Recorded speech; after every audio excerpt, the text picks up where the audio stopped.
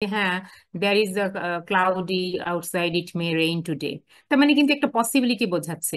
But in the same way আমি কিন্তু may use করতে পারি টু রিকোয়েস্ট পারমিশন, যে may I come in. So here I am using may as for seeking permission. So from there you are just getting the differences. এই জন্য আমি আজকে এই টপিকটা দেখাচ্ছি, কারণ when you will get some exercises from modals, the modal auxiliary will be used according to the meaning of the sentence. So when you will use may or when you will use can, you just try to understand this one. যেমন must, should, would, এগুলো সব এখানে দেয়া হয়েছে। যেমন must বলতে you must do it now, right now, you must write. So express obligation, you must go now. So এখানে express obligation মানে আমার একটা বাধ্যবাধকতা রয়েছে যে আমাকে এই কাজটা করতেই হবে আজকের মধ্যে। You must submit you must sit for your class test on 7th February. মানে এটা কিন্তু অব্লিগেশন, আমাকে এখানে বসতেই হবে, পরীক্ষাটা দিতেই হবে। Sometimes we can use also must strong belief. যেমন হতে পারে আমি হয়তো দেখতে পাচ্ছি যে an old lady was sitting in the chair, so I am just gazing to express a strong belief। যেমন এখানে বলা হয়েছে যে আমি ওনাকে দেখে আমি এটাই মনে করছি যে she must be over 90 years old। তার মানে হচ্ছে যে তাকে দেখে মনে হচ্ছে অবশ্যই তার 90 ইয়ার্স বয়স হবে। মানে এখানে আমার একটা স্ট্রং বিলিফকে বোঝানোর জন্য আমরা অনেক সময় বলে থাকি মাস্ট ইউজ করে থাকি। আবার যেমন শুড বলতে অ্যাডভাইস, এটা আমরা বুঝি, যেমন you should go to bed earlier, otherwise you will feel a lot of problem. You should stop smoking, মানে হচ্ছে টু গিভ অ্যাডভাইস। এবং উডের ক্ষেত্রে দেখেন, উড কিন্তু আমরা যখন টু রিকোয়েস্ট আর অফার দুটোই হতে পারে। যেমন আমি বলি, would you like a cup of coffee, আর তার মানে আমি কি করছি, আমি তাকে রিকোয়েস্ট করছি, আবার কিন্তু তাকে অফারও করতে পারি। আবার ইন ইফ কন্ডিশনাল সেন্টেন্সের ক্ষেত্রে আমরা কি করে থাকি পাস্ট ইনডেফিনিট ফর্মে, যে if I were you I would say sorry. So these are the very commonly available যে ওয়ার্ড গুলো, যে মডেল গুলো আমরা ইউজ করে থাকি, সেগুলো এইভাবে ইউজ করা যায়। সো এক্ষেত্রে আমাদের আরো অনেকগুলো আছে, এগুলোও কিন্তু অলমোস্ট সেম। যেমন modal auxiliaries are different from helping auxiliaries, যেগুলো আমরা অক্সিলারি বলছি, যেমন I would go there, you should do it. সেক্ষেত্রে আমরা কি করছি, এরা মডিফাই করছে কাকে, মেইন ভার্বকে। সেটা আমি বুঝতে পারছি এখানে। যেমন এখানে আপনি দেখেন উইল, এটা উইলটা কিন্তু এখানে মডেল অক্সিলিয়ারি ভার্ব, কারণ এখানে মেইন ভার্বটা হচ্ছে go. So will you go to college, would you give me a book, requesting. So would is the modal এবং ভার্বটা হচ্ছে মডেলের সঙ্গে মেইন ভার্বটা হচ্ছে গিভ। সুতরাং modal auxiliaries are those verbs which always help the main verb according to the mood and the manner, যে কিভাবে কাজটা করা হচ্ছে সেই হিসেবেই। যেমন I can swim in the river, so here can is the modal auxiliary verb and swim is the main verb. সুতরাং এইখানে যে অর্থগুলো মানে মিনিং গুলো দেওয়া রয়েছে, যেমন এখানে দেখেন আরো নতুন দুটো আছে। সেটা হচ্ছে যে যেমন dare, bold assumption, need not negative, you need not go there, go is the main verb এবং এখানে নিড নট হচ্ছে মডেল অক্সিলিয়ারি ভার্ব। তারপর অট টু এর মেইন মিনিংটা হলো আসলে একটা মোরাল অব্লিগেশন। যেমন বলতে পারি you ought to love your country, মানে এটা নৈতিকভাবে আমার এটা করা উচিত, এই কাজটা আমাকে করা উচিত। Used to habit, he used to live alone, it's an habitual thing. Had better advice, you had better see a doctor because you are suffering for a long period of time. Suppose আপনি অনেক অসুস্থ, অনেকদিন ধরে ভুগছেন, কিন্তু ডাক্তারের কাছে যাচ্ছেন না, so someone is giving you advice that you had better see a doctor. Would rather বলতে আমরা আসলে প্রেফারেন্সটাকে বুঝিয়ে থাকি। যেমন প্রেফার করা, যে he would rather work hard than steal or than doing some unfair activity. যে যে কোনো অন্যায় বা অসৎ উপায় অবলম্বন করার চেয়ে, অনৈতিকভাবে টাকা পয়সা ইনকাম করার চেয়ে কঠোর পরিশ্রম করে উপার্জন করাটা ভালো, প্রেফারেবল, এটা করা উচিত। তো সেক্ষেত্রে আমি কি বলতে পারি সেন্টেন্সটাকে, যে he would rather work hard than steal. সুতরাং এই যে মডেল অক্সিলারিজ গুলো, এগুলো আমরা সেন্টেন্সের according to the meaning, expressions, ability ইয়েতে আমরা ইউজ করব। তো সেক্ষেত্রে যদি এমন হয় যে সেন্টেন্স গুলোর মাঝখানে ফিল ইন দ্য গ্যাপ দেওয়া আছে, অথবা আমরা হচ্ছে ওয়ার্ডটা দেওয়া আছে, আপনাকে ফর্ম করে বসাতে হবে, যে কোনো ভাবেই মডেল অক্সিলারিজটা আসতে পারে। যেমন এখানে আমি যদি একটা, যেমন এখানে অবশ্য করে দেওয়া আছে, আমি কয়েকটা দেখেন এখানে কয়েকটা সেন্টেন্স, যেমন you should look at me when I am talking to you. So এখানে এই যে ইউ শুড, তার মানে কি, এখানে কিন্তু আমি অ্যাডভাইস মানে সাজেস্ট করছি যে when I am talking to you, you should look at me. You should not look on other side, আর you should not be uh আমরা যেটাকে বলতে পারি ডিসইন্টারেস্টেড অর আনমাইন্ডফুল। সো এই ক্ষেত্রে কিন্তু আমি এখানে শুডটা বসাচ্ছি। তারপরে আবার যেমন I didn't feel very well yesterday, I couldn't eat anything. গতকাল আমি খুব অসুস্থ ছিলাম, আমি তেমন কিছু খেতে পারিনি। সো এখানে বেশ কতগুলো এমসিকিউ আকারে কিছু কোয়েশ্চেন করে দেওয়া আছে এবং অ্যান্সারও দিয়ে দেওয়া আছে। সো এগুলো খুব ইজি, এগুলো দেখলেই বোঝা যাবে। তো আমি আর এগুলো নিয়ে বেশি করছি না, কারণ আমাদের এরপর আরো বেশ কয়েকটা ইম্পর্টেন্ট পার্ট আছে। So what will be your task, আমি খুব সংক্ষেপে একটু জাস্ট ইন্ট্রোডিউস করিয়ে দিলাম যে আমরা কিভাবে ও মডাল অক্সিলারি ভার্ব গুলো ইউজ করতে পারি। যেমন এখানে একটা কোয়েশ্চেন আছে, আপনারা বলেন তো এটা কি হবে, কি হতে পারে? I go to the bathroom please, কি হতে পারে এটা?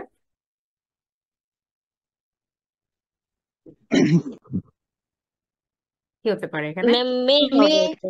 মে। may I go to the bathroom, please? Okay, so that is very easy. আমি এই জন্য উত্তরগুলো যেহেতু নিচে, এগুলো সব উত্তরগুলো আসলে অ্যান্সার দিয়ে দেওয়া আছে, তো আমরা মোটামুটি বুঝতে পারছি, সবাই এগুলো জানি। এগুলো খুব কঠিন কিছু না। এগুলো একবার প্র্যাকটিস করলেই পারা যাবে। তো এখানে অনেকগুলো করে দেওয়া আছে, আমি এটা আপনাদেরকে শেয়ার করে দিয়ে দেবো। সরি। তো এগুলো আপনারা একটু প্র্যাকটিস করবেন, যাতে করে মডাল অক্সিলারিজ ওয়ার্ডের মধ্যে বা ভার্বের মধ্যে রাইট ফর্মস অফ ভার্বেও যদি আসে, যাতে করে আমরা এটা করতে পারি।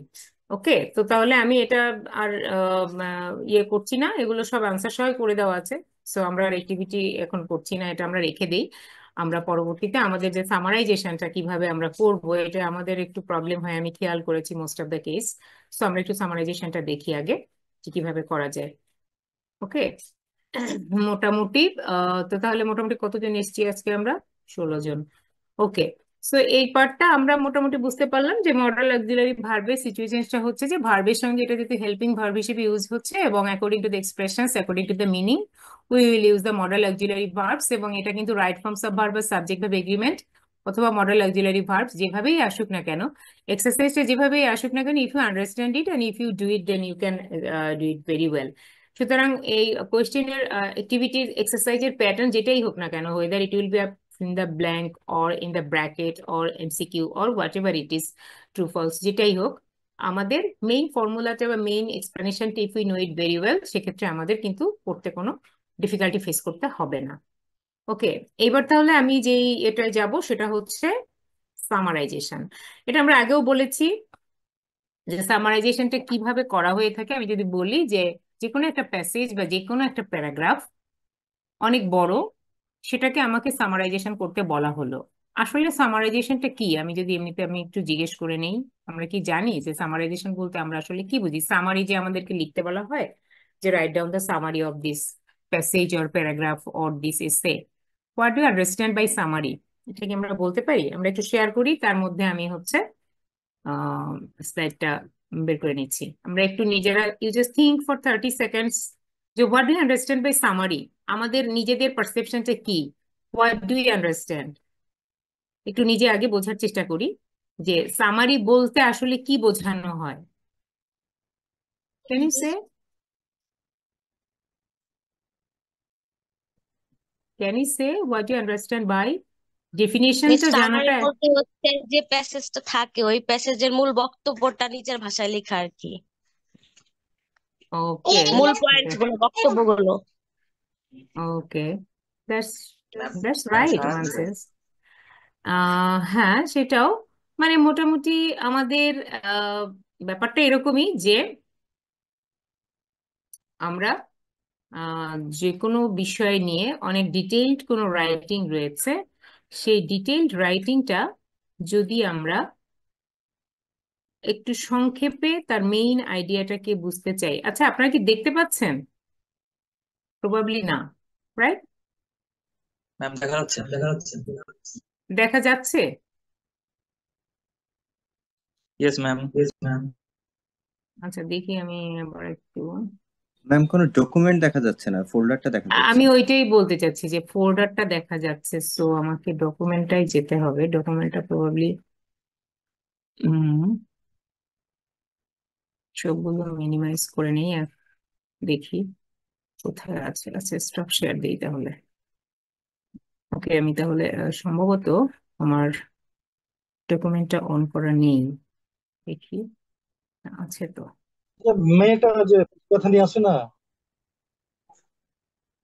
নিশি নিশি। ওকে,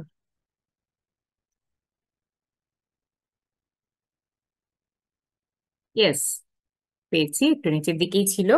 ওকে, তো আমরা তাহলে যেটা বলতে চাচ্ছি যে any kind of paragraph summarization বা প্যাসেজ সামারাইজেশন বলতে, এবার দেখা যাচ্ছে তো? Okay, I think this is right, you can see যে paragraph or passage summarization. This is the process of writing a short overview of the paragraph that highlights its key points. Key points বলতে কি বোঝানো হচ্ছে, মানে একটা বিষয় নিয়ে একটা প্যারাগ্রাফ বা একটা প্যাসেজ লেখা হয়েছে, যেমন আমরা অ্যানসিন কম্প্রিহেনশন যেটা বলি আসলে, যে পরীক্ষার সময় একটা প্যাসেজ দেওয়া থাকে, সেই প্যাসেজটা দেখে আমাদেরকে সেই প্যাসেজটা পড়তে হয় এবং তারপরে সেই প্যাসেজটাকে সংক্ষিপ্তভাবে তার সারাংশটি বা সেখানে কি বলতে চাওয়া হয়েছে সেই বিষয়টা। So summarization means actually writing the short overview. And summarizing a paragraph is similar to summarizing longer text. এমন হতে পারে যেটা অনেক বড় হতে পারে, আবার সেটা মাঝারিও হতে পারে। So any type of summarization whose main target is to write a concise overview of the original text. And understanding the key text is very important, কারণ আমি যদি বুঝতে না পারি যে what is that summarization, when I will write the summary, then at first my task is to understand about the topic.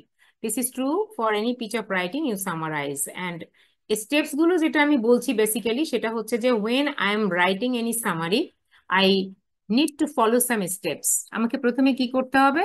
আমাকে প্রথমেই ওই প্যাসেজ বা প্যারাগ্রাফটার মধ্যে যে ইম্পর্টেন্ট কি ওয়ার্ডস গুলো রয়েছে, কি ফ্রেজ গুলো রয়েছে, সেগুলো আমাকে আইডেন্টিফাই করতে হবে। কারণ তাহলে আমি বুঝতে পারবো যে এই বিষয়টা কোন বিষয় নিয়ে। যেমন আপনারা যখন পরীক্ষার সময় একটা প্যাসেজ পান, তখনই পড়ে আমরা বোঝার চেষ্টা করি যে এটা কোন বিষয় নিয়ে লেখা হয়েছে। এটা হতে পারে বাংলাদেশের, suppose the democracy of Bangladesh, or suppose the beautiful natural sites of Bangladesh, হতে পারে সেটা গ্লোবাল ইকোনমি, হতে পারে global warming, air pollution, sound pollution, there is a lot of topics. তো আমরা একটা কিভাবে বুঝতে পারি যে কোন বিষয়টা নিয়ে টপিকটা লেখা হয়েছে, প্যাসেজটা লেখা হয়েছে? When I just read the full passage and I will find out the keywords and phrases. যে ওয়ার্ডস গুলো আছে সেই ওয়ার্ডস গুলো দেখলে, সেই ফ্রেজ গুলো পড়লে আমরা বুঝতে পারি যে এই বিষয়টা, এই প্যাসেজ বা এই প্যারাগ্রাফটা এই বিষয় নিয়ে লেখা হয়েছে। So at first I need to jot down or I need to identify the keywords and phrases. এটা হচ্ছে সামারাইজেশনের ফার্স্টলি আমাকে কিওয়ার্ড গুলো, ফ্রেজ গুলো আমাকে আন্ডারলাইন করতে হবে অথবা সেগুলোকে এক জায়গায় আইডেন্টিফাই করে নিয়ে আসতে হবে। দেন দ্য প্যারাগ্রাফস মেইন আইডিয়া, যে কোন বিষয়টা নিয়ে প্যারাগ্রাফটা লেখা হয়েছে, বিষয়বস্তুটা কি, what is the main or central idea of writing this passage. এবং তারপরে যে কাজটা করতে হবে সেটা হচ্ছে সাপোর্টিং ডিটেইলস, যে এখানে কি কি কি বিষয়গুলো। যেমন আমি যদি বলি যে হ্যাঁ, at present moment, there is a lot of sound pollution increases in Dhaka city, not only Dhaka city, in all over the country. এবং সেই জন্য যেটা হচ্ছে যে মানুষের হিয়ারিং এ প্রবলেম হচ্ছে, heart disease, blood pressure, various types of mental stress related diseases আর ইনক্রিজড। তো আমি এগুলো কিভাবে বুঝতে পারছি যে এইরকম একটা প্যাসেজ হয়তো পরীক্ষার সময় দেওয়া হলো, এবং এর পরবর্তীতে the ultimate result of this type of pollution or this type of very যেগুলো আমাদের শরীরের উপর এফেক্ট করছে, we feel distracted, our mental stability and our health issues are very closely related with this type of dangerous activities. সুতরাং এই যে supporting details মানে হচ্ছে এই যে সেন্টেন্স গুলো আমি এখন মনে করেন বলছি, এগুলো হচ্ছে প্যারাগ্রাফের যে মেইন আইডিয়া, যে the dangers of sound pollution, তার সঙ্গে যেই সাপোর্টিং ডিটেইল সেন্টেন্স গুলো লেখা হয়েছে। যেমন ঢাকা শহরের most of the 90% drivers are they actually they don't hear strongly or perfectly. Most of them had the hearing problem, কারণ তারা এত সাউন্ডের মধ্যে থাকে যে তারা আসলে কানে শুনতে পায় না। এবং এই জন্য অনেক সময় দেখা যায় যে তাদেরকে জোরে কোনো কিছু বলার পরেও তারা ওইভাবে আইডেন্টিফাই করে তারা কিন্তু এটাকে সহজে তারা কিন্তু ডিরেকশনটাকে ওবে করতে পারে না বা রুলসটাকে ফলো করতে পারে না, because they have a lot of physical problems. এই যে বিষয়গুলো, এগুলো হচ্ছে সাপোর্টিং ডিটেলস। এবং যখন আমি একটা সামারাইজেশন, যখন আমি একটা সামারি লিখবো, সেই সামারি লেখার সময় আমার প্রথমে এই বিষয়টা মনে রাখতে হবে যে এই প্যারাগ্রাফটার মেইন আইডিয়াটা কি। একদম সিম্পলি আমি যদি বলি যে এই প্যারাগ্রাফের মেইন আইডিয়াটা কি, মেইন আইডিয়াটা হচ্ছে the dangers of sound pollution all over the country including Dhaka city, capital city. এখানে কি কি কিওয়ার্ডস মানে মেইন কোন কোন ওয়ার্ডগুলো এবং ফ্রেজগুলো ইউজ করা হয়েছে এই ডেঞ্জার্স অফ সাউন্ড পলিউশন নিয়ে, সেই ওয়ার্ডগুলোকে আমি এক জায়গায় অ্যারেঞ্জ করে নিয়ে আসব। এবং এই সাপোর্টিং যে ডিটেল সেন্টেন্সগুলো লেখা হয়েছে, কোন কোন সেন্টেন্সগুলো আমার মেইন আইডিয়াটাকে বেশি সাপোর্ট করছে, you just try to gather all this thing together and then concepts from other paragraphs. এবং যদি এটা পরীক্ষার হল না হয়ে আমার অন্য কোথাও হয়, সেক্ষেত্রে আমি এই রিলেটেড অন্য কোনো প্যাসেজ যদি আমি পড়ে থাকি, সেই জায়গা থেকে আমি যে কোনো জায়গা থেকে রেফারেন্স নেওয়া হয়েছে কিনা, কোনো অন্য কোনো কোটেশন আছে কিনা, সেই কনসেপ্ট গুলো আমি এখান থেকে খেয়াল করব।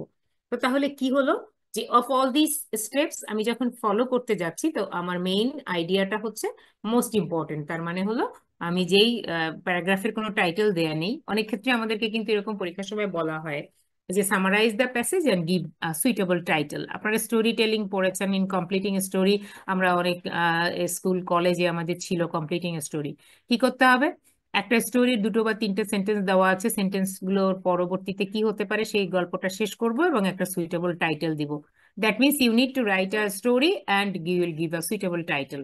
আবার প্যারাগ্রাফ সামারাইজেশনের ক্ষেত্রেও কিন্তু সেটা হতে পারে যে আমি একটা টাইটেল ওখানে দিব যেটা কোন বিষয় সম্পর্কে লেখা হয়েছে, এবং সেখান থেকে আমি এর মেইন আইডিয়া গুলোকে বের করে নিয়ে আসবো।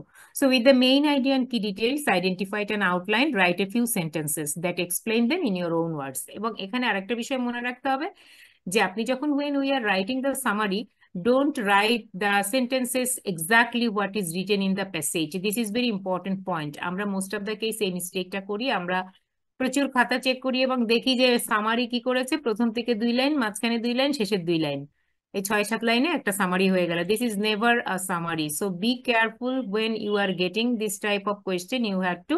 You must write, you must read the passage very well, identify the keywords, the main theme, the supporting detailed sentences, and then you will paraphrase it, you will write it at your own way. এই কাজটা যদি আমি করতে পারি, with the main idea and key details identified and outlined, write a few sentences that explain them in your own words. And summary should be concise and coherent. আমরা paragraph লেখার সময় শিখেছি যে coherent and concise, এটাকে অবশ্যই logically sequentially লিখতে হবে এবং আমাকে সেটা সংক্ষেপে আমার পুরো ভাবটাকে এখানে বুঝিয়ে নিয়ে আসতে হবে। সুতরাং এই যে কথাটা ফাইনালি আমি বললাম যে সামারিটা হচ্ছে actually a shorter version of an original text that outlines the main points in a specific structure. এবং এটা লেন্থটা আসলে ডিপেন্ড করছে যে অরিজিনাল টেক্সটটা কত বড়। যদি এটা অনেক হিউজ একটা প্যারাগ্রাফ বা এসে বা কোনো বিষয় সম্পর্কে রাইটিংস হয়, তখন ডেফিনেটলি আমার সামারাইজেশনটাও কিন্তু বেশ বড় হবে, কারণ পুরো বিষয়টাকে আমার সামারির মধ্যে নিয়ে আসতে হবে। সেক্ষেত্রে এটার সাইজ এবং লেন্থটা ডিপেন্ড করবে on the basis of your original text. সুতরাং there is not so strict and hard and fast rule যে আমাকে 3-4 লাইন, 5 লাইন বা 10 লাইনে লিখতে হবে। But definitely most of the cases আমরা সামারাইজেশনটা 1 প্যারায় করে থাকি, যেগুলো আমরা পরীক্ষা বা এক্সাম হলে একাডেমিক পারপাস ইউজ করে থাকি। বাট যদি এটা কোনো রিসার্চ আর্টিকেল বা কোনো রিপোর্ট হয়, প্রজেক্টের কোনো বিষয় হয় বা কোনো থিসিস রিসার্চ ওরিয়েন্টেড কিছু হয়, it depends on your activity.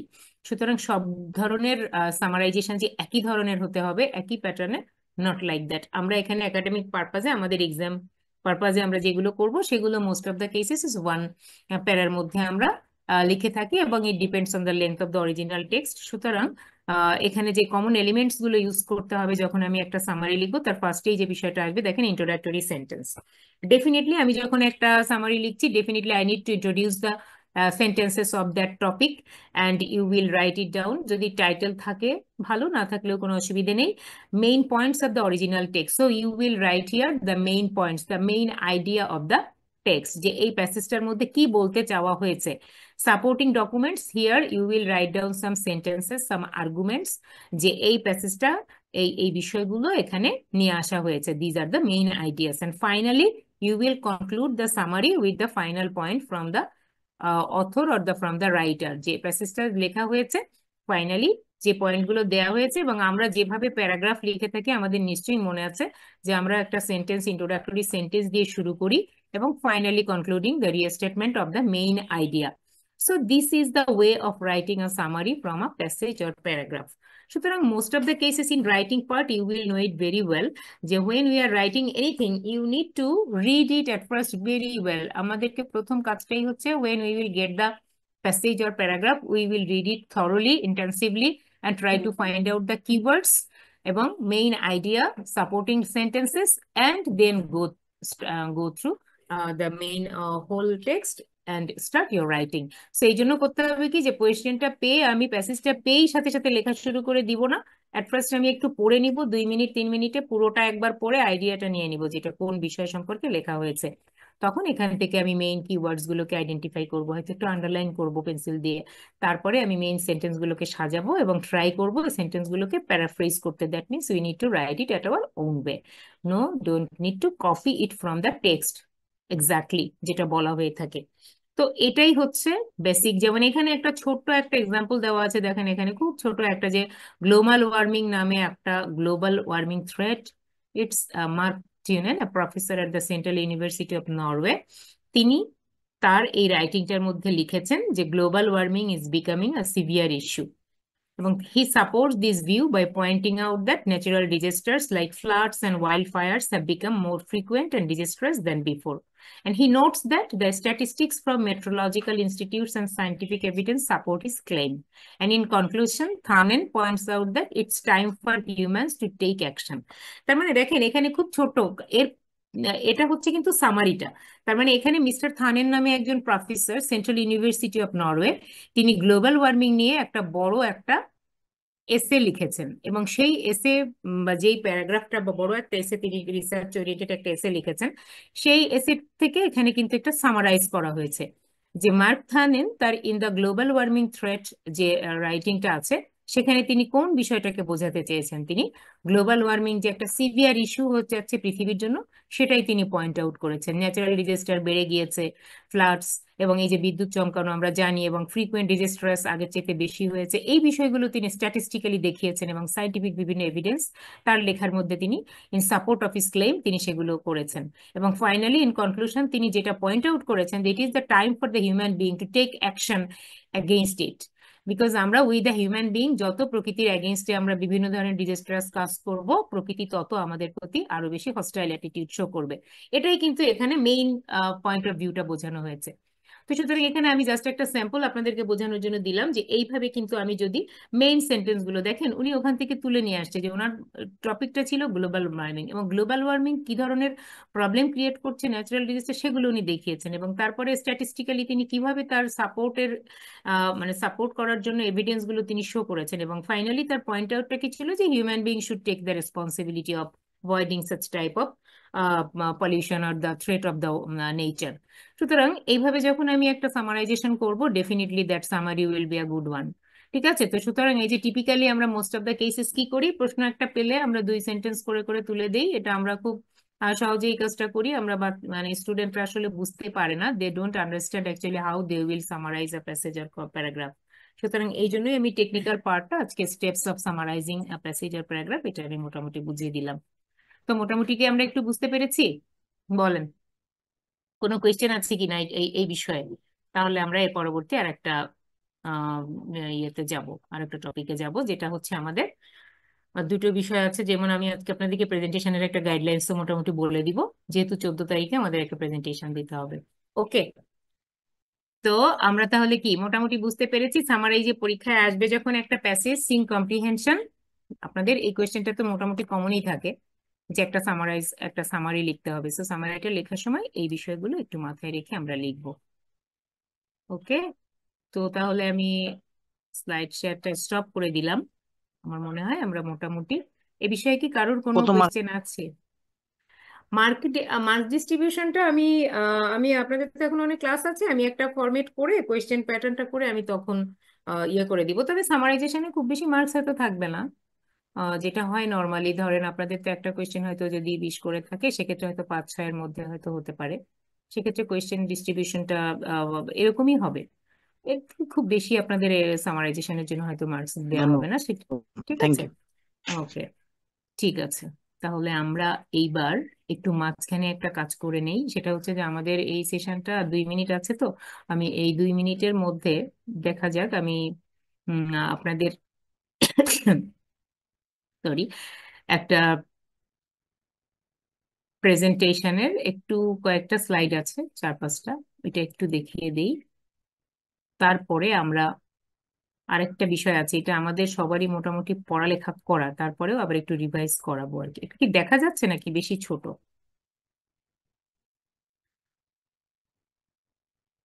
Okay. So আমি এখানে যে বিষয়টা নিয়ে মেইনলি কথা বলা হচ্ছে সেটা হচ্ছে যে প্রেজেন্টেশন টেকনিক্স। এটা আমি কেন দিতে চাচ্ছি, বেসিক্যালি এটার কারণটা হচ্ছে যে অ্যাট প্রেজেন্ট মোমেন্ট আপনারা সবাই এটা বোঝেন যে পাবলিক স্পিকিং স্কিলস এবং প্রেজেন্টেশন এই দুটো কিন্তু ভীষণ important for professionals, specially for the যারা হচ্ছেন যে পাবলিক সেক্টরে, যেমন ধরেন সে টিচার হোক বা যে কোনো ধরনের ফার্ম বা কোম্পানিতে যারা ফ্রন্ট ডেস্কে কাজ করেন এবং পাবলিক ডিল করেন, তাদের জন্য এটা কিন্তু প্রেজেন্টেশন ক্যাপাসিটি, যেটা আমরা বলি যে strong presentation skills and the ability to engage and connect with the other people, this is very important part.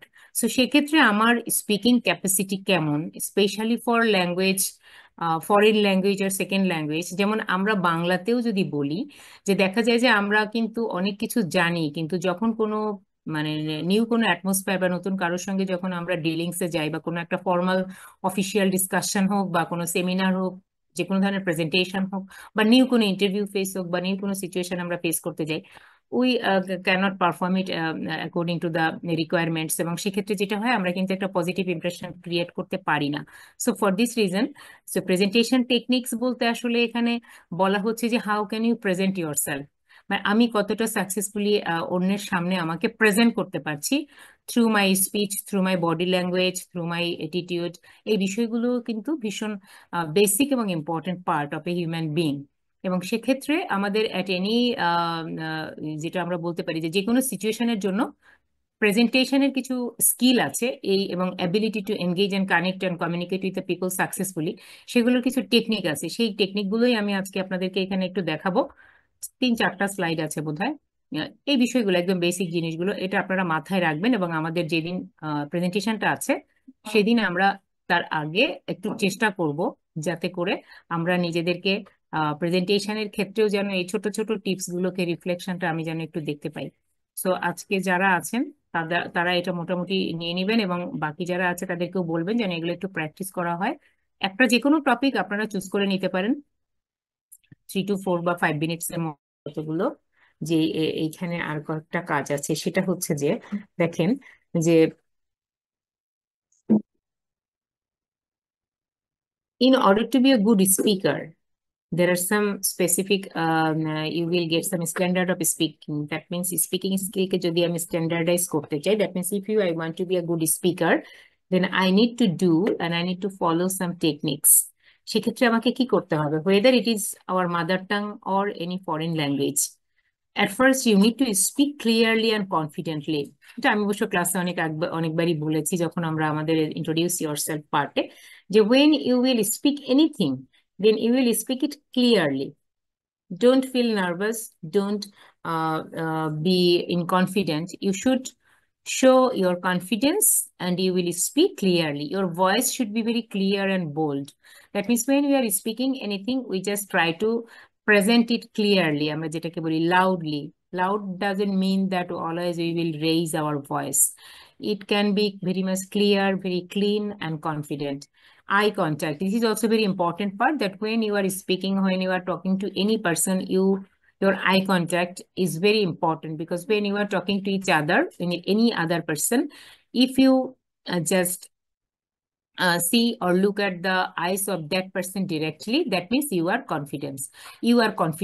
Your confidence level is low. You feel that you cannot look at eye of that person. So be careful very well. আমরা এটা সবসময় খেয়াল করি যে most of the case যখন আমরা ভীষণ confident থাকি, সেটা whether in an interview board or any conference or any seminar or just to make a conversation with some formal atmosphere, eye contact is very important part. And greet and say your name clearly, whether in a presentation or in introducing yourself. That means at the introductory period, you need to say your name and greet any other person very clearly, comfortably, যাতে করে বোঝা যায় যে I am very much confident enough to be here. Straight posture. This part is also important, কারণ আমরা অনেক ক্ষেত্রেই দেখা যায় যে straight posture means that when you are sitting or when you are standing, your standing style or your sitting position can say what type, how much confident you are, এটা কিন্তু আমরা বুঝতে পারি। যেমন আমার বসাটা কেমন হয়েছে বা আমি কিভাবে দাঁড়িয়ে কারোর সঙ্গে কথা বলছি বা গ্রিট করছি, এটার উপর কিন্তু আমাকে এভালুয়েট করা যায় যে whether I am communicating or when I am contacting with that person very confidently or I have that strong confidence. So straight posture, that means when I am sitting in front of the interview board, when I am facing any viva or when I am standing in front of the conference or seminar, then I need to posture বলতে যেটা বলা হয়েছে আমার বডির যে পজিশনটা, so I need to be very much straight. Express your feelings while talking. This one is actually a part of emotional side or the mental side, that when you are speaking, don't be like a robot in one sense. এটাই বলা হচ্ছে।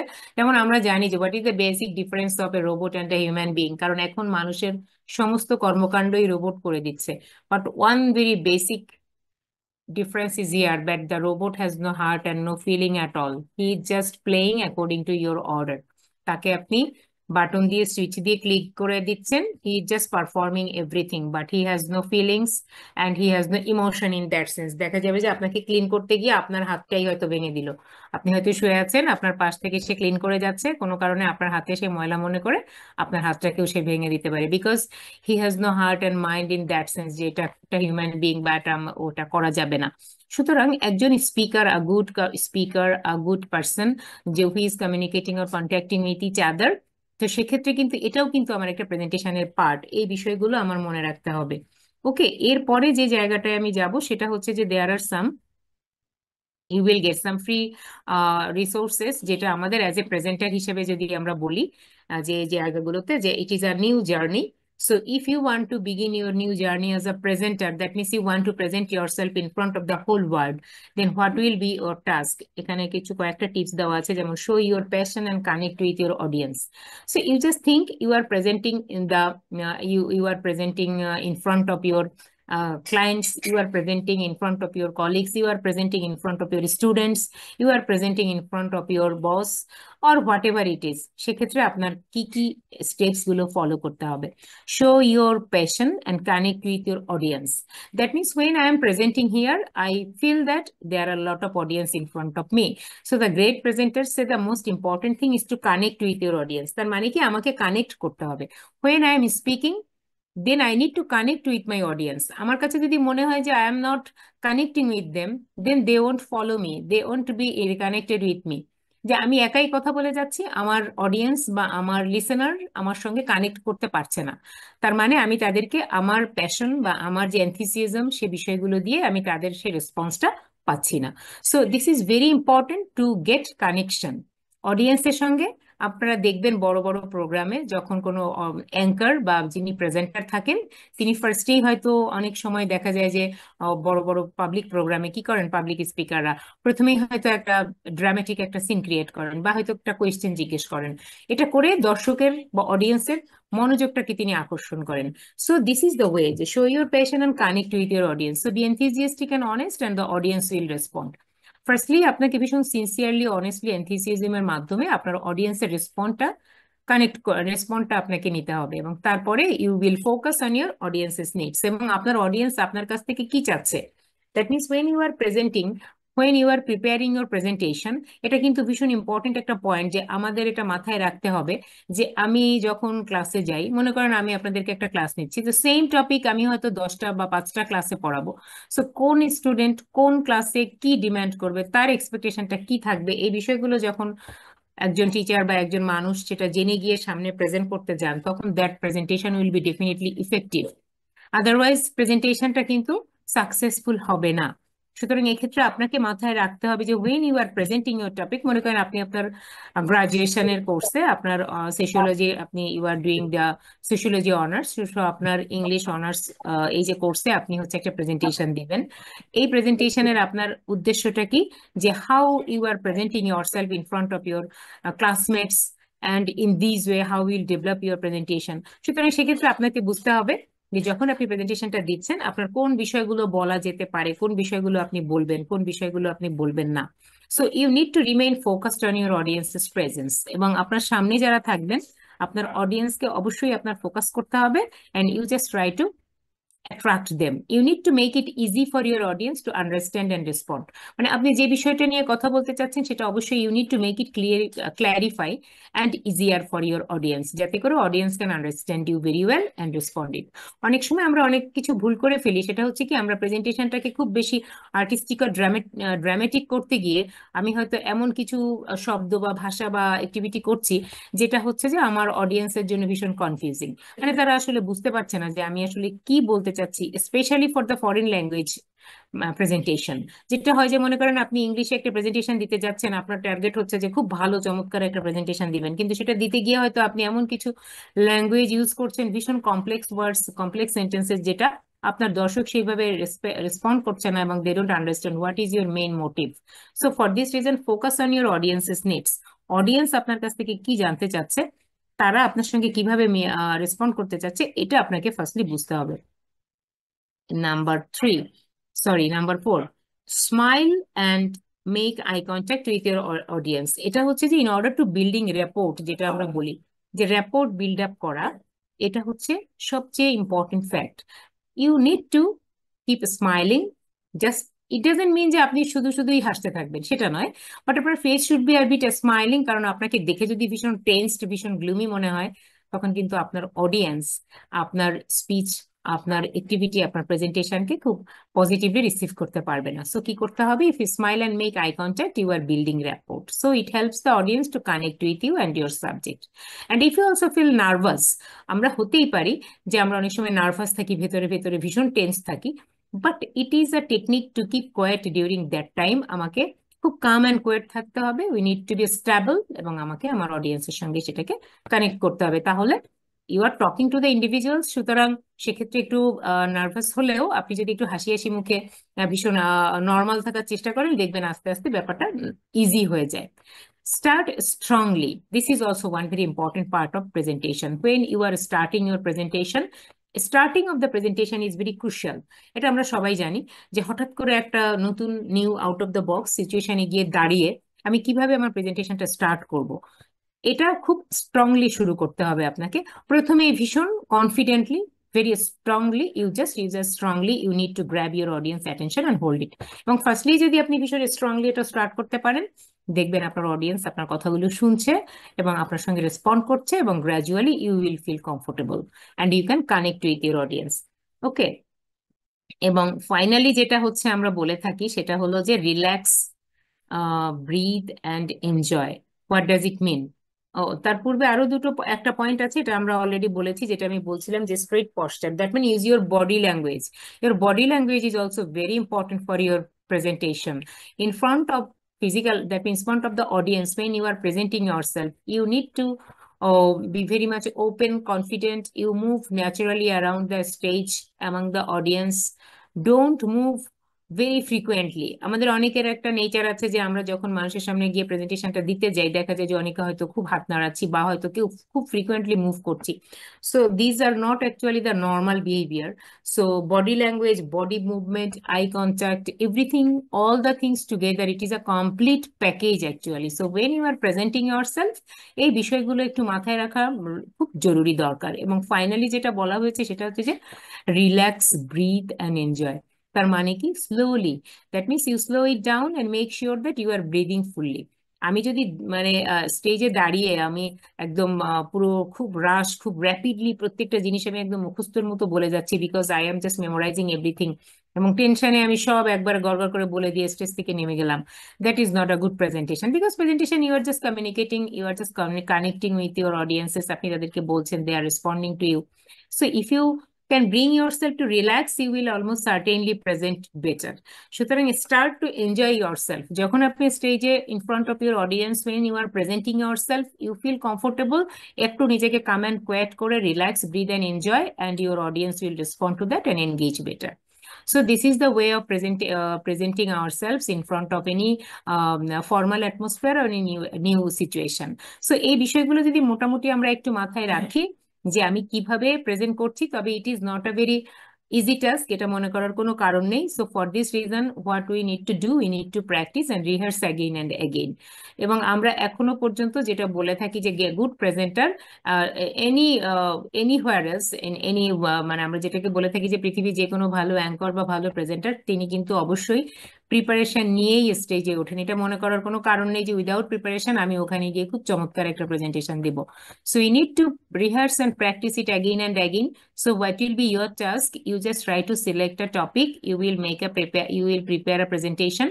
এবং সেই প্রেজেন্টেশনটা আপনি কিভাবে ready করবেন, যেহেতু আমাদের ক্লাসরুমে পাওয়ার পয়েন্ট প্রেজেন্টেশন দেওয়ার স্কোপ নেই, তো সেক্ষেত্রে আমি এটাকে ম্যান্ডেটরি বলছি না, কারণ পাওয়ার পয়েন্ট প্রেজেন্টেশনটা দিলে আমি কিভাবে সেটাকে প্রেজেন্ট করব। সো সেক্ষেত্রে হোয়াট উইল ইউ ডু, আপনারা একটা কাগজের মধ্যে আপনারা 5 মিনিটস এর একটা টপিক নিয়ে প্রেজেন্টেশনটা রেডি করবেন। এবং সেক্ষেত্রে firstly you will introduce yourself at first within 1 or 2 minutes. You will give thanks to your audience and you will give thanks to your authority, and then you will start your topic. You will introduce your topic and then you will introduce the main outline, যে আমি কোন কোন বিষয় নিয়ে কথা বলবো, এবং সেটাকে আমি মাঝখানে আমার 5 মিনিটস টাইম যদি হয় 4 minutes, I will introduce my topic within 1 and I will discuss it within 2 to 3 minutes, and I will complete my speech giving thanks and just restatement of my total presentation, and within 1 minute I will close my presentation. এইভাবে within 5 minutes এর মধ্যে যদি if I prepare myself and rehearse it again and again, definitely it will be a good presentation. ঠিক আছে? তো আমরা কি মোটামুটি বুঝতে পেরেছি যে আমাদের প্রেজেন্টেশনটা কেমন হবে? আমি জানি আমি ক্লাসে 2 দিন একটু অল্প অল্প করে করিয়েছিলাম। সো আপনারা যারা পার্টিসিপেট করেছেন এবং যারা করেননি, যারা ক্লাসে ছিলেন না, কারণ সেদিন বোধহয় ক্লাসে ভীষণ অল্প কয়েকজন স্টুডেন্ট ছিল, তো সেক্ষেত্রে আমার প্রত্যেকের ইয়ে হচ্ছে যে আমরা তো নেক্সট উইকে একটা ক্লাস টেস্ট দিব, এবং ক্লাস টেস্টের পরে যদি আমাদের সুযোগ থাকে, টাইম থাকে, আমি হয়তো 30 মিনিটস এর একটা ক্লাস টেস্ট নিতে পারি, 30 বা 40 মিনিটস এর মধ্যে, 35 মিনিটস এর মধ্যে। বাকি টাইমটা হয়তো আমরা একটু মক প্রেজেন্টেশনের মধ্যে একটু প্র্যাকটিসও করে নিতে পারি। সো বাই দিস টাইম আপনারা প্রিপারেশন নিবেন, এবং যখনই নিজের জন্য নিজে একটা রুমে ফ্রি জায়গায়, যেখানে ওই মুহূর্তে কেউ নেই সেরকম জায়গায়, এটা হচ্ছে একটা গুড টেকনিক, আপনি in front of the mirror or in blank space on a room আপনি আগে নিজেকে ভালো করে প্রিপেয়ার করবেন, এবং যা বলতে চাচ্ছেন স্পেশালি ইন ইংলিশ ল্যাঙ্গুয়েজ আমরা জানি, এটা কিন্তু don't read out your presentation. এটা আমি আগেও বলেছি যে আপনি যদি খাতায় লিখেও থাকেন, বাট এটাকে রিড আউট করাটা কিন্তু আসলে প্রেজেন্টেশন নয়। তো সেক্ষেত্রে আমাকে যেটা করতে হবে, you will prepare yourself very well, যেটা আপনি লিখছেন সেটা আপনি বারবার করে পড়ে মোটামুটি নিজের মধ্যে আত্মস্থ করে নিয়েই তারপরে প্রেজেন্টেশনটা দিতে হবে। ওকে, তো মোটামুটি বোঝা গেল তো? বলেন কোনো কোয়েশ্চেন আছে কিনা? No ma'am. তো আমরা যে আমরা কি সবাই করব, কি মনে হচ্ছে বলেন? ইনশাআল্লাহ ম্যাম। Yes, ma'am. সো আসলে কি, যে এই বিষয়টা আমি আপনাদেরকে আগেও বলেছি, সেটা হলো যে আমি ক্লাসে সবসময় বলতাম যে আমাদের কোর্সটা কিন্তু আসলে একটা technical communicative course. That means আমাদের শুধু পার্টটা কিন্তু this is not only for writing grammar and reading part. শুধুমাত্র আমরা গ্রামার প্র্যাকটিস করছি, এক্সারসাইজ করলাম, পরীক্ষার সময় এসে লেটার প্যারাগ্রাফ লিখে দিয়ে আসলাম, ব্যাস শেষ, 100 মার্কসের অ্যান্সার পেয়ে গিয়েছি, আমার 100 মার্কস ওখানে, সুতরাং আর কোনো অ্যাক্টিভিটি নেই। যদিও আপনাদের এই পার্টগুলোতে ওইভাবে মার্কস রাখা হয়নি, কারণ হচ্ছে যে যেহেতু আপনারা হয়তো সবাই ওইভাবে পার্টিসিপেট করতে পারেন না, বাট আই ফিল যে এই জায়গাগুলোতে যেটা নিজেরা করবেন, যেটা আমরা ক্লাসরুমে করাচ্ছি, সেক্ষেত্রে এটা it only based on your own preparation, এবং এটা সম্পূর্ণটাই আপনার ফিউচার প্রসপেক্টের জন্য। So if you practice it more and if you feel that I will be confident enough to present myself in front of other people in English or any language, so definitely it will be a good achievement for you in future. সুতরাং take it positive, আপনারা একটু positively বিষয়টাকে নেন এবং নিয়ে চেষ্টা করেন। আমি চাচ্ছি যে ফাইনালি আমরা একটু যতটুকুই by this time what we have done for this semester, আমাদের আর তো স্কোপ নেই, you know it very well, কারণ আপনাদের হয়তো আর কয়েকটা ক্লাসের মধ্যেই আমাদের ক্লাস শেষ হয়ে যাবে। ম্যাক্সিমাম তো আমাদের 90% ক্লাস প্রায় শেষ, 80%, মোর দ্যান 80%। সো আমাদের যেই সময়টা আছে আমরা একটু নিজেরা নিজেদের জন্য, ফর আওয়ার ওন বেটারমেন্ট, এটা আমার পার্সোনাল চয়েস, আমি সবসময় এই বিষয়টা আমি এইভাবেই আমার স্টুডেন্টদেরকে এনকারেজ করি। I just try to encourage you, all of you, যে please use the language both orally and written way. সুতরাং আপনারা লিখতেও শিখবেন এবং এটাকে যাতে করে ইউজ করতে পারেন ইন ইউর ফিউচার লাইফ, সেই বিষয়টার জন্যই কিন্তু আসলে এই কোর্সটা। ঠিক আছে? আপনাদের এই বিষয়টা নিয়ে যদি আরো কোনো কোয়ারিজ থাকে, আমাদের তো নেক্সট উইকে ক্লাস আছে, আমরা ওখানে হয়তো বা আরো একটু কথা বলে নিব এবং তার পরবর্তী উইকে আমরা একটা প্রেজেন্টেশন দিব। ওকে, সো তাহলে এটা এ পর্যন্ত শেষ। এটা নিয়ে আর কথা বলার কিছু নাই। ঠিক আছে, তো এখন যে আর একটা বিষয়, আমাদের কতটুকু সময় আছে এখন তো আমি আসলে সেটা বুঝতে পারছি না। আচ্ছা, কিছুক্ষণ আছে। ওকে, তো সেই ক্ষেত্রে আমরা যেই কাজটা করব সেটা হলো যে আমাদের আর একটা বিষয় আমরা সবাই পড়ে এসেছি ছোটবেলা থেকে, সেটা হচ্ছে ন্যারেশন, তাই না? ডিরেক্ট স্পিচ, ইনডিরেক্ট স্পিচ, এই বিষয়টা কিন্তু আমাদের সব সময় ছিল। কি ছিল কি না, স্কুল কলেজে করেছেন ন্যারেশন? Yes ma'am. হ্যাঁ। আচ্ছা, তো আমাকে একটু বলেন তো আসলে বিষয়টা কি, আমি একটু আপনাদের কাছ থেকে আগে জানি, তারপরে বুঝতে পারবো যে এই ন্যারেশনে আসলে কি করতে হয়। আমাদের কোনো আইডিয়া আছে কিনা? আমরা মোটামুটি ন্যারেশন তো করেছি, অনেক অনেক রুলস করেছি, কিন্তু বিষয়টা কি, what does it mean? Identification, আমি আপনাদেরকে প্রত্যেকটা বিষয়ের কিন্তু আইডেন্টিটিটা আগে জানতে চাই, because this is very very important, because if we don't understand and we are just practicing it continuously, then what will happen? একটা আইসোলেটেড ওয়েতে আমরা সবসময় একটা বিষয় জেনে যাচ্ছি, করে যাচ্ছি, বাট বেসিক নলেজ যেটা, যে what does it mean, narration বলতে আমরা আসলে কি বুঝি, যে কি, কোন কাজে লাগছে, কেন আমরা আসলে এই জিনিসটা শিখি, direct speech, indirect speech, reported speech, reporting verb, এই যে বিভিন্ন ওয়ার্ডস গুলো এর সঙ্গে জড়িত। সো ন্যারেশনটা কি আসলে, ন্যারেট করা মানে কি? আমাদের মনে আছে আমরা প্যারাগ্রাফ যখন পড়তাম তখন সেখানে আমরা কি করতাম? প্যারাগ্রাফ হচ্ছে, paragraph can be different way, narrative paragraph, descriptive paragraph. So তো ন্যারেশন, ন্যারেট করা, actually narration is the name suggest in a way of narrating or telling something. যেমন she said I will go there, এটা আমি কি বললাম? Directly বললাম। যেমন সে বলেছে যে আমি ওখানে কালকে যাব, যে এই যে কথাটা, তার মানে কি এটা একটা ন্যারেশন, একটা ন্যারেট করা, or telling something one her to someone else. সুতরাং ন্যারেশন বিষয়টাই হচ্ছে the way of speaking. So আমরা যে কাজটা বেসিক্যালি এখানে করে থাকি, ডিরেক্ট স্পিচ থেকে ইনডিরেক্ট স্পিচ, ডাইরেক্ট ন্যারেশন থেকে ইনডাইরেক্ট ন্যারেশনে চেঞ্জ করা হয়, এবং তার কিছু রুলস আছে। কিন্তু এই ন্যারেশন যে চেঞ্জ করা হয়, এর মেইন ফোকাস পয়েন্টটা হচ্ছে যে একজন স্পিকার একটা কথা বলেছে, যেমন আমরা কোটেশনের মধ্যে সেটাকে লিখি as what exactly the speaker says, সেটা থাকে কোটেশনের ভিতরে, এবং সেই কোটেশনের ভেতরের কথাটাকে যখন আমি আমার মতো করে ন্যারেট করি, তখন সেটা হয়ে যায় ইনডিরেক্ট ওয়ে, এবং সেটাকে আমরা বলে থাকি ইনডিরেক্ট স্পিচ। সুতরাং এই ইনডিরেক্ট স্পিচ এবং ডিরেক্ট স্পিচ, এই দুটোর চেঞ্জিংটাই হলো আমাদের মেইন কাজ, যেটা আমরা সেই স্কুল থেকে, আমরা কলেজ পার হয়ে এখন আমরা যখন গ্রাজুয়েশন করছি, এখানেও কিন্তু আমাদের এই বিষয়টা রয়েছে। সো ন্যারেশনের ক্ষেত্রে কিন্তু বিভিন্ন ধরনের ন্যারেশন হয়, যেমন first person narration, second person narration, third person narration. First person narration বলতে যেটা বোঝায় যে যখন ন্যারেটর আমি, I am the first person, অথবা আমরা, উই, সেই ক্ষেত্রে ন্যারেশনে ফার্স্ট পার্সন, যেমন I woke up to the sound of the birds chirping outside my window, and I realized I had overslept, I rushed out the door. তার মানে এখানে কি বলছি, এই ন্যারেশনটা হচ্ছে, এটা একটা স্টোরি। এই গল্পে আমি বলছি যে আমি ঘুম থেকে পাখির কিচিরমিচির শব্দে আমার ঘুম ভেঙে গেল, এবং আমি বুঝলাম যে সূর্য উঠে গিয়েছে, এবং আমি অনেক বেশি ঘুমিয়ে ফেলেছি। মনে করেন এটা একটা সুন্দর একটা গল্প, এই গল্পটা আমি বলছি, আমি মিনস ফার্স্ট পার্সন। সো এখানে যখন আমি ফার্স্ট পার্সন ন্যারেশন, মানে ফার্স্ট পার্সন যখন থাকবে ডিরেক্ট স্পিচে, তখন কিভাবে এটাকে ইনডিরেক্ট করতে হবে সেটারও কিছু ফর্মুলা বা রুল আছে।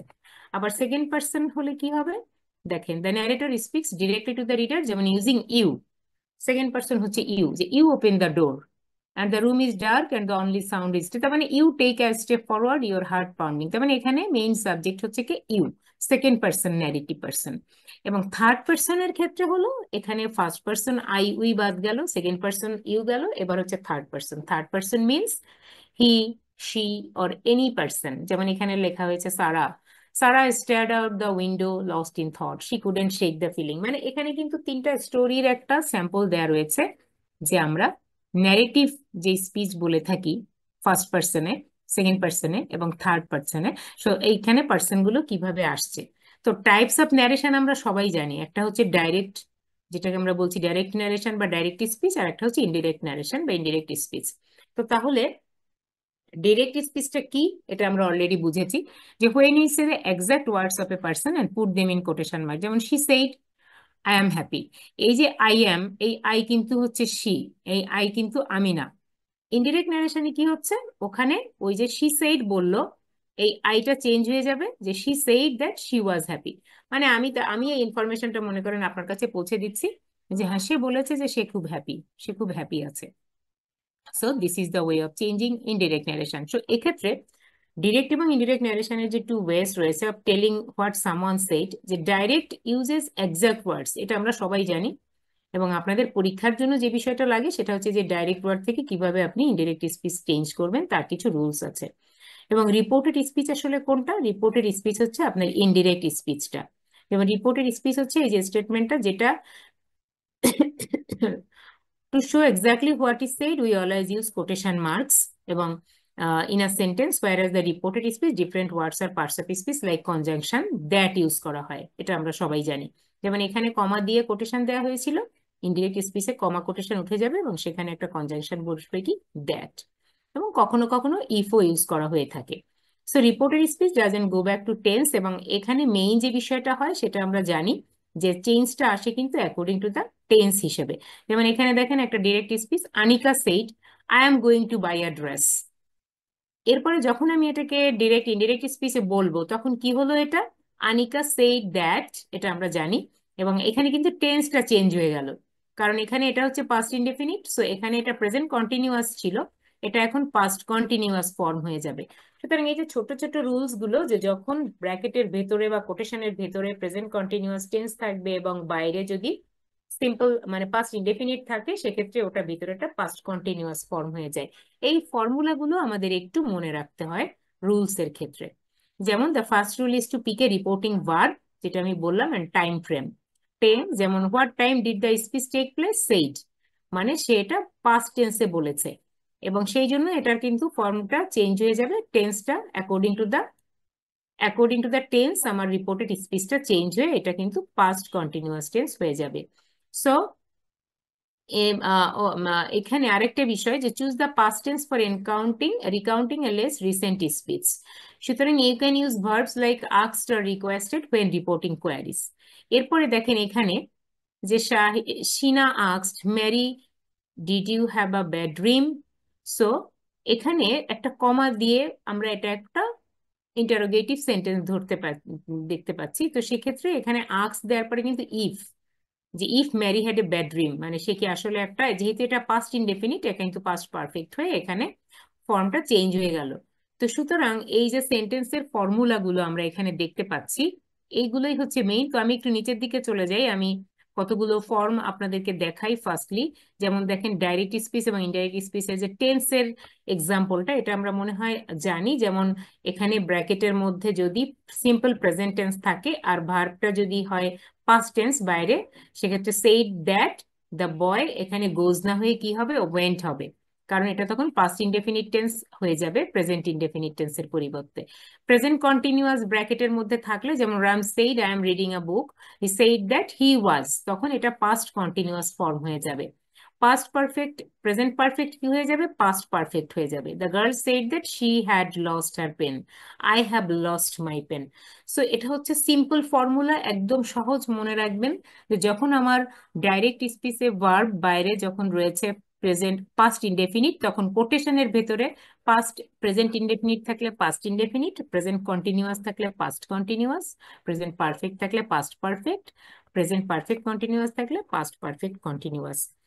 সেক্ষেত্রে আমার এই present indefinite, past indefinite, past continuous, past perfect continuous এর যে স্ট্রাকচার, সেটা কিন্তু আমরা রাইট ফর্মস অফ ভার্বে করেছি। সুতরাং এই স্ট্রাকচার কিন্তু এখন আর এখানে দেখানোর সুযোগ নেই, আপনারা সেইখান থেকে স্ট্রাকচারটা দেখে নিয়ে এই বিষয়গুলো প্র্যাকটিস করবেন। এখানে বেশ কিছু এক্সারসাইজও দেওয়া আছে, মানে এক্সাম্পল দেওয়া আছে। সুতরাং এগুলো মোটামুটি ওইভাবে করবেন। পাস্ট ইনডেফিনিট থাকলে কি হবে, পাস্ট পারফেক্ট হয়ে যাবে। আমাদের নিশ্চয়ই মনে আছে আমরা যখন দুটো পাস্ট ইনডেফিনিট এবং পাস্ট পারফেক্টের সেন্টেন্স আমরা করেছি, তখন কিন্তু আমাদের মনে আছে, যেমন আমরা রাইট ফর্মস অফ ভার্বের মধ্যে এটা করেছিলাম পাস্ট পারফেক্ট টেন্সে, যখন একই সময়ে দুটো কাজ ঘটে, যেটি আগে ঘটে সেটি পাস্ট পারফেক্ট এবং যেটি পরে ঘটে সেটি পাস্ট ইনডেফিনিট। ঠিক একইভাবে দেখেন এই যে ন্যারেশনের ক্ষেত্রে যখন আমরা ডাইরেক্ট স্পিচ থেকে ইনডাইরেক্ট স্পিচ করব, তখন ব্র্যাকেটের মধ্যে যদি পাস্ট ইনডেফিনিট থাকে, যেমন এখানে আছে যে mother said I bought a watch for you, যে আমার মা আমাকে বললো যে আমি তোমার জন্য একটা ঘড়ি এনেছিলাম কিনে। সেক্ষেত্রে যখন মাদার সেইড দ্যাট, তখন এই আইটা কি হয়ে যাবে, I will be she. And bought যেহেতু পাস্ট ইনডেফিনিট, এখানে কি হয়ে যাবে, পাস্ট পারফেক্ট হবে, had bought a watch for him. যে আই উইল বি শি, কারণ এখানে মেইন সাবজেক্ট হচ্ছে mother, third person, so it will be the pronoun of the mother, so এখানে শি হবে। এবং পাস্ট পারফেক্টের ফর্মুলা হচ্ছে হ্যাড প্লাস মেইন ভার্বের পাস্ট পার্টিসিপল। ঠিক পাস্ট কন্টিনিউয়াস কি হবে, past continuous past perfect continuous হয়ে যাবে। ফিউচার টেন্স যদি থাকে সেক্ষেত্রে কি হবে, যে my teacher said I shall give you notes, সেক্ষেত্রে কিন্তু তখন এখানে শুড অথবা উড বসবে। যে teacher said that, teacher third person, so I will be he, will আর শ্যাল থাকলে এখানে, শ্যাল থাকলেও এখানে আমরা উড গিভ দেম নোটস, এটা আমরা বসাবো শুড অথবা উড। এবং কন্ডিশনাল সেন্টেন্সের ক্ষেত্রে যেমন he said if I had the money I could buy the car, সেক্ষেত্রে কি হবে দেখেন যে হি সেইড দ্যাট, ইফটা কিন্তু ঠিকই রয়ে যাবে, ইফ এই আই উইল বি হি, কারণ আমার এখানে মেইন সাবজেক্ট হচ্ছে হি, হি হ্যাড দ্য মানি, এবং এই I will be he could have bought the car. এবং এখানে তখন এই যে কুড ছিল শুধুমাত্র, এখন এখানে তখন কি হয়ে যাবে, কুড হ্যাভ। কুড থাকলে কুড হ্যাভ, উড থাকলে would have, should have, could have, may have, might have, এই বিষয়গুলো কিন্তু এখানে হবে, তখন পারফেক্ট কন্ডিশনাল হবে। আর পাস্ট পারফেক্ট টেন্সে নো চেঞ্জ, যেমন she said I had gone to Bhagalpur, she said that she had gone to Bhagalpur. So যদি কোটেশনের ভেতরে যদি পাস্ট পারফেক্ট টেন্স থাকে, সেক্ষেত্রে কোনো চেঞ্জ হবে না। ওকে, সো আর অক্সিলারি ভার্ব যেমন should, would, could, might, must, এগুলো থাকলে কোনো চেঞ্জ আসবে না। দেখেন I would like to take milk, she said that he would like to take milk. So auxiliary verb যদি ব্র্যাকেটের ভেতরে থাকে, কোটেশনের ভেতরে, শুধু আপনি সেইড দ্যাট বসাবেন, এবং ফার্স্ট পার্সন যেটা ছিল ওটা according to the subject it will be the third person, এটাই এখানে চেঞ্জ হবে, আদারওয়াইজ সবগুলোই ঠিক থাকবে। ইন্টারোগেটিভ সেন্টেন্সের ক্ষেত্রে যদি হোয়াট থাকে, সেক্ষেত্রে আমি কিন্তু এখানে আর কি বসাবো না, সেইটাকে উঠিয়ে ফেলে সেইখানে যে আস্কড, ডিমান্ডেড, অর্ডার্ড, ইনকোয়ার্ড এই শব্দগুলো থাকবে সেগুলোকে বসিয়ে দিব। এবং তারপরে আমার এখানে যে সাবজেক্ট রয়েছে, যেমন Tony said what is Luna doing, যে টনি আস্কড মি, এখানে হচ্ছে প্রশ্ন করা হয়েছে, এই জন্য আস্কড মি, আমাকে জিজ্ঞেস করলো যে হোয়াট লুনা ওয়াজ ডাইং, যে লুনা কি করে, what Luna was doing. So এই যে ফর্মুলাটা, যে ইন্টারোগেটিভ সেন্টেন্স হলে আমার এখানে আস্কড বসাতে হবে, এবং যদি এটা হোয়াট থাকে সেই হোয়াটটা হোয়াটই রয়ে যাবে, এবং যদি এখানে উত্তরটা while a sentence starts with a reporting verb at the conversation if or whether is used as a joining clause। যেমন এখানে কি বলেছে যে Luna said will she come for lunch, সে কি লাঞ্চে আসবে আমাকে জিজ্ঞেস করলো লুনা, তো Luna asked if she would come for lunch. If, তখন কিন্তু এখানে যেহেতু আমরা এখানে বুঝতে পারছি যে এটা একটা কনভারসেশন টাইম, এই জন্য এখানে কিন্তু আমার ইফ বসাতে হবে, এবং অ্যান্সারটা কি ইয়েস অর নো। এবং এখানে শি উইল কাম, এটা ফিউচার ইনডেফিনিট ফর্মে বসানো রয়েছে, আমার এটা কিন্তু তখন পাস্ট হয়ে যাচ্ছে, উইলটা কি হয়ে যাচ্ছে, উড হয়ে যাচ্ছে। এবং আমরা জানি যে এখানে সেন্টেন্সটা ইন্টারোগেটিভ ছিল, এই জন্য ভার্বের পূর্বে কিন্তু মডেল, মানে ভার্ব, সাবজেক্টের পূর্বে ভার্ব এসেছিল, এবং যখন আমরা সেন্টেন্সটাকে ইন্টারেক্ট করব তখন কিন্তু সাবজেক্টের পরে ভার্বটা চলে যাবে, এটা অ্যাসার্টিভ সেন্টেন্স হয়ে যাবে। এবং ডাব্লিউএস কোয়েশ্চেনের ক্ষেত্রে কি হবে দেখেন, যে the boy asked where do you stay, তো এখানে তুমি কোথায় থাকো, বাচ্চা ছেলেটা আমাকে জিজ্ঞেস করলো। দ্য বয় ইনকোয়ার্ড, এখানে যেহেতু সে জিজ্ঞেস করেছে, এটা একটা ইনকোয়ারি করছে, inquired where I stayed, because এখানে কিন্তু এই ইউ কিন্তু আমি, দ্য বয় আস্কড মি, এখানে মিটা নেই, সো আমাকে এটা ধরিয়ে নিতে হবে যে সে আমাকে জিজ্ঞেস করছে, so you will be I, so where I stayed. Okay, তো এরপরে টাইম এবং প্লেসের ব্যাপারটা আপনারা জানেন, যে যখন ভার্বের যখন এই ডাইরেক্ট স্পিচ থেকে ইনডাইরেক্ট স্পিচে চেঞ্জ হয়ে যায়, তখন কি হয়, তখন নাও থাকলে দেন হয়ে যায়, today, that day, here, there, this থাকলে that, this week, that week, tomorrow, the following day, next day, day after, এগুলো লিস্ট করে দেওয়া আছে, আপনারা সবাই আবার একটু পড়ে নেবেন, এগুলো আমাদের সবারই ছোটবেলার গ্রামার বইয়ে আছে, কিন্তু তারপরেও আমি এখানে কিছু দিয়েছি, আর আপনাদেরকে যদি গ্রামার বই থাকে সেখান থেকে ন্যারেশনের রুলস গুলো একটু দেখে নেবেন।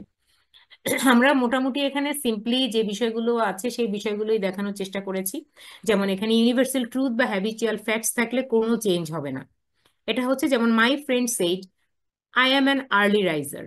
তার মানে এটা কিন্তু একটা হ্যাবিচুয়াল ফ্যাক্ট যে সে প্রতিদিন ভোরবেলা ঘুম থেকে ওঠে, এটা সে তার একটা ছোটবেলার অভ্যাস। সো এখানে কিন্তু টেন্সের কোনো চেঞ্জ আসবে না। So my friend said that, এবং আই মানে তো হচ্ছে my friend, so it will be the pronoun he, এবং হি এর পরে কি বসে, ইজ বসে, এবং এখানে টেন্সের কোনো চেঞ্জ হবে না, যদিও এখানে পাস্ট টেন্স বলা হয়েছে। Father said, man is the only animal that cooks his food. Father said that man is the only animal that cooks his food. তার মানে মানুষই হচ্ছে একমাত্র প্রাণী যারা নিজেদের খাবার রান্না করে খায়, আর পৃথিবীর কোনো প্রাণী কিন্তু তাদের খাবার রান্না করে খায় না। সো এটা কি একটা ইউনিভার্সাল ট্রুথ। সুতরাং এই জন্য কিন্তু এর টেন্সের কোনো পরিবর্তন হবে না। Honesty is the best policy, the earth moves round the sun. So এটা খুব সহজ। এরপরে পাস্ট ইনডেফিনিট পাস্ট কন্টিনিউয়াস টেন্সে কি চেঞ্জ করা হবে সেটা মোটামুটি আমরা করেছি। Simple past tense is not changed if the reported speech states A past historical event. যেমন ধরেন ডিরেক্টলি বলা হয়েছে the teacher said Akbar died in 1605 AD। তখন যেহেতু এটা একটা হিস্ট্রিক্যাল ইভেন্ট অর ফ্যাক্ট, এটা সত্য, সুতরাং এটার কিন্তু কোনো টেন্সের পরিবর্তন হবে না। ওকে, এরপরে যেমন আরো আছে যে past tense subjunctive after would like, would rather, এগুলো থাকলেও কিন্তু কোনো চেঞ্জ হবে না। He said I would rather she played, so he would rather she played. এবং এখানে যেমন আরেকটা সেন্টেন্স আছে, আমি একটু নিচের দিকে দেখাই, যেমন rules for change of pronoun. এটা আমরা আগেই বলেছি যে ফার্স্ট পার্সন থাকলে এখানে অ্যাকর্ডিং টু দ্য সাবজেক্ট, যেমন Soni said I am a good girl, সনির পরিবর্তে এখানে আই এর পরিবর্তে এখানে শি হয়ে যাবে। তারপর সেকেন্ড পার্সন থাকলে I told them you have finished your work.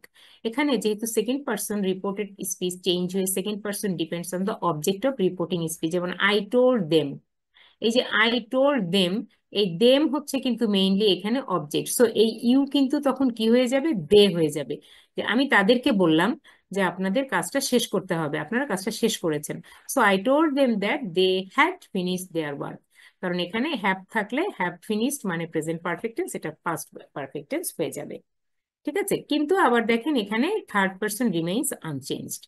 She is in Dubai, he said that she was in Dubai. তার মানে এখানে থার্ড পার্সনের ক্ষেত্রে এই যে শি, এখানে হি বলা হয়েছে, এখানে শি বলা হয়েছে, এখানে কিন্তু আসলে চেঞ্জ করার কিছু নাই, কারণ এই শি আর এই হি কিন্তু এক নয়।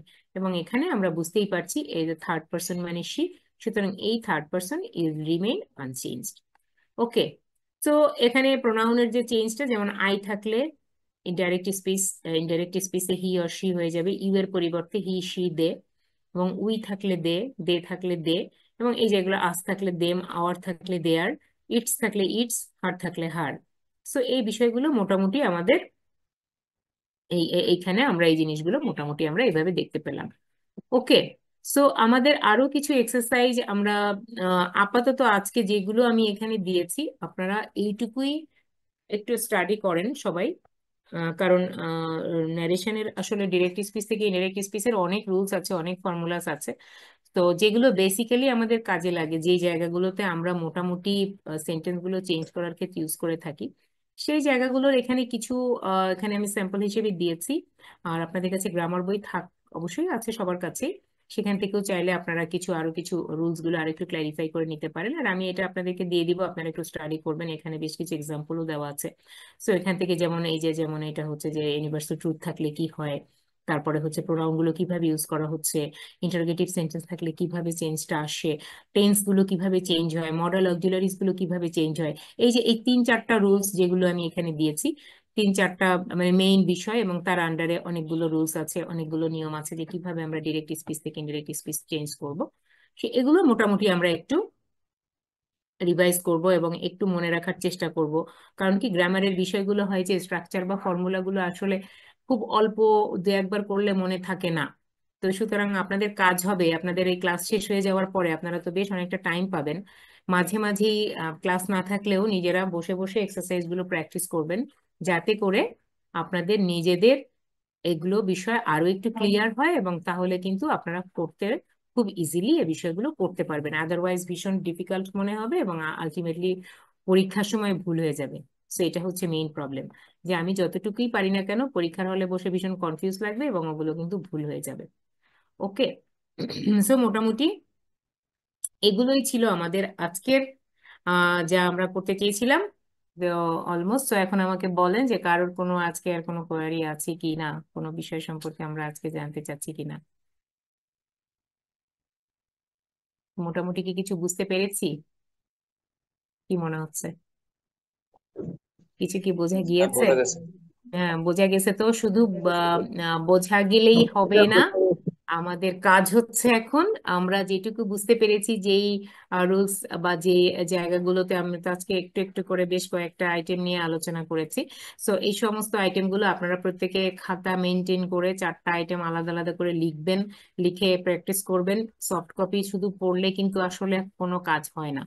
সুতরাং এই সফট কপি গুলো থেকে আপনাকে খাতায় তুলে কিছু এক্সারসাইজ প্র্যাকটিস করতে হবে, রুলস গুলো খাতায় লিখবেন, ফর্মুলা এক্সাম্পল থেকে স্ট্রাকচার বের করে নিয়ে আসবেন, এবং এভাবে যখন করবেন দেখবেন যে মোটামুটি মনেও থাকবে এবং পরীক্ষার সময় রিভাইজ করতে কিন্তু সহজ হবে। আদারওয়াইজ ভুলে যাওয়ার খুব চান্স থাকবে। ঠিক আছে? তো মোটামুটি আমরা আজকে তাহলে শেষ করে দিচ্ছি। Okay, so thank you very much. Good night everyone. আমাদের নেক্সট উইকে ক্লাসে দেখা হবে।